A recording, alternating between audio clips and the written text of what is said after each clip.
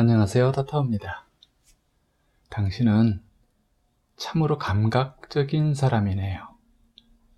이런 말 들으시면 어떨 것 같으세요? 기분 좋은 말이죠. 감각이 예민하다는 의미일 테니까요. 감각도 신체 기능 중 하나이니 그 기능이 잘 살아있다는 것은 좋은 일입니다. 그 반대로 기능 장애를 일으킨 상태를 풍이라고 합니다. 피풍이 있고 간풍이 있고 심지어 혀풍도 있습니다. 눈꺼풀 풍도 있고 손가락 풍. 그 기능 장애가 뇌로 온 것을 중풍 또는 뇌졸중이라고 합니다. 감각은 생생할수록 좋습니다. 감각은 우리에게 주어진 엄청난 선물이죠. 당신은 5종 세트의 감각을 다 지참하고 계시죠? 그런데 감각이란 언제나 행복으로 나를 이끄는 것이 아니니 문제죠. 감각 때문에 괴로운 일이 너무도 많아 보입니다. 남의 말 한마디를 듣고 깊은 상처를 받죠. 막상 그 사람은 별 생각 없이 한 말인데 어느 시절 내가 본 어떤 한 여인 때문에 일생을 가슴에 담아두고 살기도 합니다. 긴 세월 후에 기억나는 것이라곤 사실 별거 없어요. 그녀의 속눈썹이라든가 볼에 여릿한 홍조에 불과할지도 모릅니다. 또는 그녀가 나를 지나칠 적에 코끝에 스며들었던 샤워 코롱의 향기 한 점만이 남아있을지도 모릅니다. 그런데 그 사소한 기억이 가진 그 진동이 대단하여 그 후 만나는 어떤 여자마저도 양에 안 차게 하기도 합니다. 재미있는 일이죠. 내가 떨어뜨렸던 식칼, 그것의 발등이 찍혔을 때의 그 감각을 가지고 있는 사람들이 있죠. 기억으로. 그래서 일생을 금속을 두려워해요. 의식이 두려워하는 게 아니라 세포가 두려워한단 말입니다. 오랫동안 그것을 가져왔기 때문에, 그 기억을 금이야 오기야 가져왔기 때문에 장기 기억화되면은 이제 금속 알러지가 일어나고 두렵고 그러죠. 이런저런 감각들을 종합한 것을 생각이라고 합니다. 생각. 청각과 시각, 그리고 미미한 후각 그런 것들이 결합되면서 수많은 만화경이 머릿속에 일어나며 지나가죠. 그리고 우리는 그것에 중독되고 또 구속되곤 합니다. 그래서 나사렛에 살던 우리 번님은 이런 이야기를 하신 바 있죠. 너희 눈이 죄짓게 하거든 그 눈을 뽑아버려라. 너희 손이 죄짓게 하거든 그 손을 잘라버려라. 무서운 얘기 같지만 이 말은 실제 안구를 뽑고 팔을 절단하라는 그런 이야기는 아닙니다. 시신경에 넘어온 정보를 어두침침하게 해석하는 그 구닥다리 뇌회로를 고치라는 뜻입니다. 의지를 불안에 의거해서 쓰게 하는 생존 모드의 낡은 뇌회로를 이제 뜯어 고치라는 뜻이죠. 생존 모드. 낡은 거 아닙니까? 사실 감각이 무슨 죄입니까? 보는 것이 무슨 죄예요? 듣는 것이. 이 말은 카메라가 무슨 죄가 있냐는 말과 똑같습니다. 카메라는 죄가 없죠.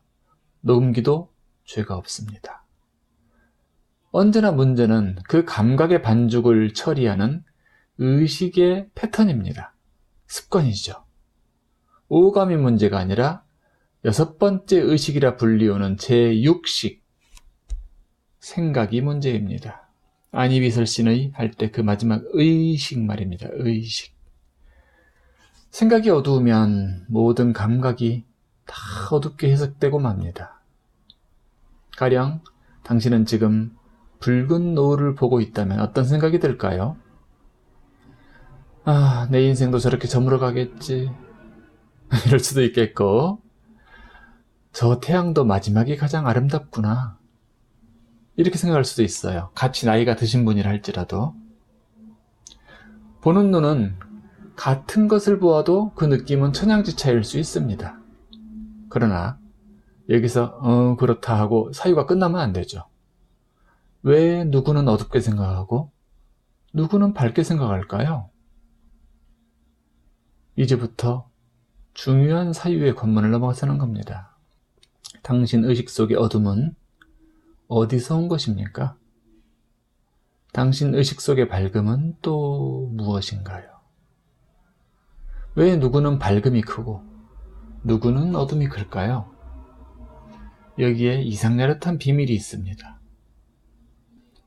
당신이라는 생명은 원래 그저 빛입니다.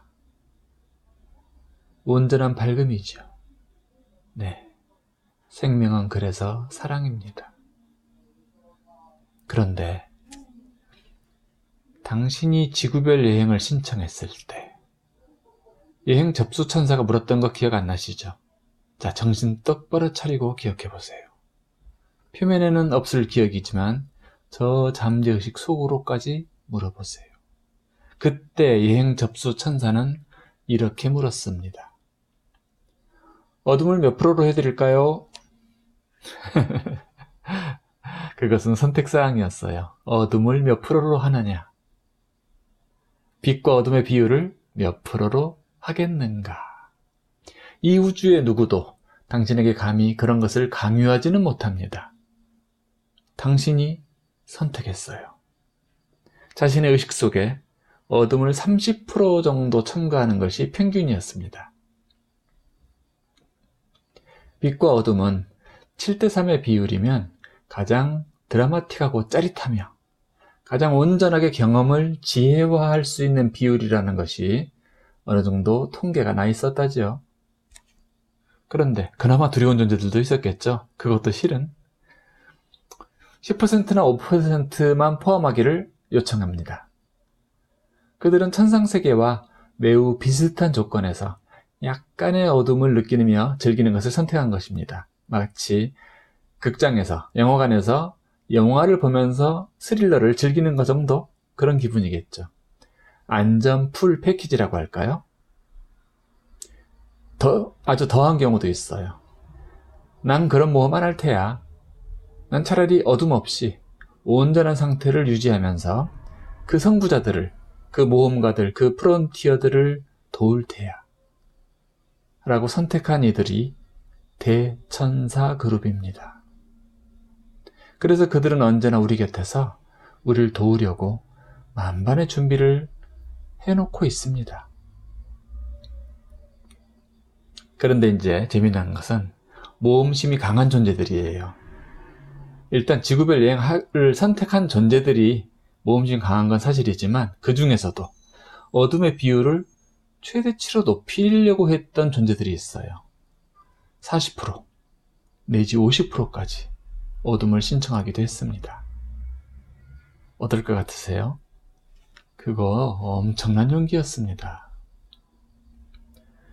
그 정도 어둠에서는 자칫하면 빛이 갇혀버릴 수도 있기 때문입니다.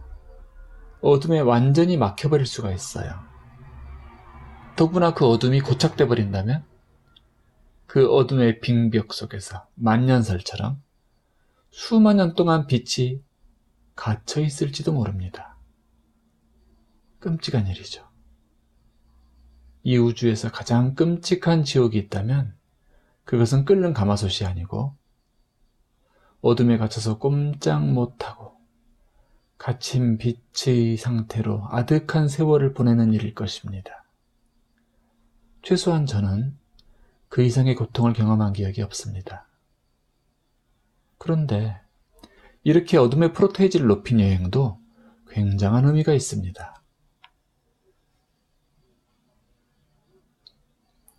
그런 어둠에 알미라는 빛을 쏘이고, 알면 빛이거든요. 사랑이라는 열을 더하여, 사랑은 열이거든요. 지혜와 기쁨으로 승화시키게 되면 그 과정에서 엄청난 프랙탈이 창조되면서 우주를 장엄하게 확장시키게 됩니다. 그건 거의 폭발적인 사건이 되죠. 그리고 우주적 경사입니다. 당신은 얼마간의 어둠을 신청하셨습니까? 당신의 지구별 여정은 안전한 풀패킷이었나요? 아니면 무모할 정도의 용기로 신청한 자유여행급이었나요? 그리고 지금은 어떠신가요? 여행할 만하세요? 여행에 지나친 불편함은 없으신가요?